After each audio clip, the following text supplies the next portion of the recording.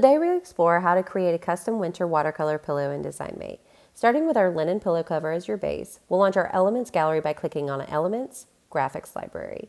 Our Elements gallery holds a variety of images and graphics, but for this collection we're going to explore our winter watercolor collection. For this design, I'm going to start with the classic station wagon, and I'm going to flip the wagon so it faces towards the right.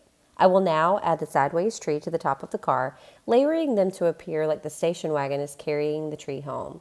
I'm going to center this up using the guides, but you can also use the Align tool as well. To complement this watercolor scene and add a little personalization, I'm going to add a family name.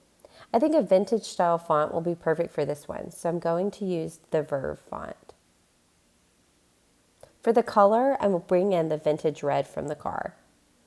I'll then duplicate this and add a custom date. This date references when the family was established, but you could easily add another milestone date or even a location. For the color, I'll use a faded black to complement the artwork.